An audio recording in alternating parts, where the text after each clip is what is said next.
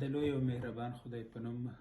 ملګرو، نن د رسنیزې ژبې لومړی درس دی او خبره هم د جملو پر جوړښت ده. په رسنیو کې که رادیو، تلویزیون یا انلاین دی، ساده ژبه کارېږي چې خبریالي کې ورته رسنیزه ژبه وایي یا ژورنالیستي ژبه هم ورته ویل کېږي. په دې ژبه کې اکاډمیک اصطلاحات یا پیچلې کلمې نه راځي او هدف دا وي چې لوستی، نالوستی او نیمه لوستی ټول ورباندې وپوهېږي. او د دې لپاره چې خبریال په دې برخه کې خپل هدف ته ورسیږي، خبري جملې راوړي او همدا خبري جملې هم باید لنډې او ساده وي. په همدې وجه کوشش دا وي چې مطلب په ساده جملو کې بیان شي. جوړښت له مخې چې دا خبري جمله دوه برخې لري چې یو مبتدا ده او بل خبر ده. مبتدا چې دا د موضوع اصلي برخه وي او خبر چې دا د اصلي برخې یا موضوع په هکله معلومات ورکوي. په بیلګو کې روښانه کوو. نو په دې خبري جمله کې چې مخکې مو ویل، یو مثال یې دا ده چې منظور پښتین پېښور پریس کلب کې وینا کوي. دلته چې دا د خبري جملې دوه برخې وي لکه مبتدا او خبر. په دې جمله کې مبتدا څه شی ده؟ منظور پښتین دی. او خبر یې څه شی دی؟ یعنی پېښور پریس کلب کې وینا کوي. په خبري جمله کې تر خبر مهم څه شی وي؟ مبتدا وي. تاسو خپل هم کولی شئ داسې جملې د بیلګې په ډول ځان سره ولیکئ. خو خبري متن تل په ساده جملو کې هم نه بیانېږي او خبریال اړ دی چې مرکبې جملې وکاروي. دا مرکبې جملې هم په عطف، تورو یا تړویکو سره یو ځای کیږي. د مرکبو جملو همدا مثال لکه په پښتونخوا کې صوبایي اسمبلۍ ته ټاکنې وشوې او خلک د رایو نتیجې ته منتظر دي. اوس دلته دا دوه جملې دي چې یوه ده په پښتونخوا کې د اسمبلۍ ته ټاکنې وشوې، خو دا دویمه جمله په څه ورسره تړل شوې ده؟ په او ورسره تړل شوې ده. یا بلې جملې ته ګورئ، پښتونخوا کې د ټاکنو لومړنۍ پایلې اعلان شوې چې د عمران خان په مشرۍ تحریک انصاف ګوند پکې تر نورو ډېرې رایې ګټلې. دا هم ګوره دوه جملې دي او په څه سره تړل شوي دي؟ په چې.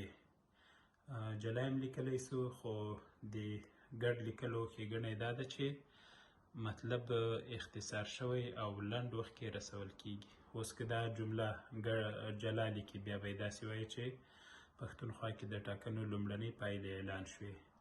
په دې ټاکنو کې د عمران خان په مشرۍ تحریک انصاف ګوند تر نورو ډېرې رایې ګټلې دي. بل هم پکار دی چې مرکبې جملې باید دومره اوږدې هم نه وي چې خبریال په ویلو کې ستړی شي یا لوستونکی په ویلو کې خپل هدف له لاسه ورکړي. ځکه پکار ده چې په څو جملو یو متن وویشو. اوس دغه یو مثال چې ده د مرکبې یا لویې جملې ده. په افغان حکومت کې یوې جګپړې سرچینې ویلي دوی له طالبانو سره د سولې په تړاو په هغه غونډه کې ګډون نه کوي چې ټاکل شوې ده د روانې میاشتې په 19مه نېټه په مسکو کې د روسیې د بهرنیو چارو وزارت لخوا جوړه شي. نو دغه دومره لویه جمله چې زه یې خپله په ویلو ستړی سومه په دوو جملو ویشلی سو.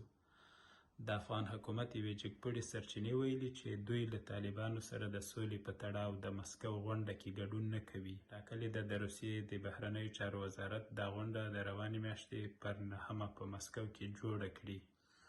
بل مثال هم یوه لویه جمله ده. د ترویکا غړیو هیوادونو که څه هم په دې برخه کې د تېرې ورځې په ناسته کې ټینګار کړی چې د بهرنیو ځواکونو وتل باید د افغانستان د امنیتي وضعیت له ښه کېدو او د جګړې له کمېدو سره مرسته وکړي او له طالبانو په زغرده پکې غوښتل شوي چې پسرلني عملیات ونه کړي.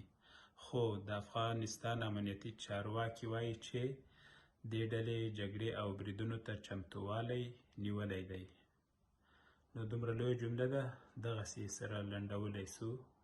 که څه هم سره بیله سوې ده، اوږدې جملې دي. د ترویکا غړو هیوادونو د دوحې په پرونۍ ناسته کې ټینګار کړی چې د بهرنیو ځواکونو وتل باید د افغانستان د امنیتي وضعیت له ښه کېدو او د جګړې له کمېدو سره مرسته وکړي.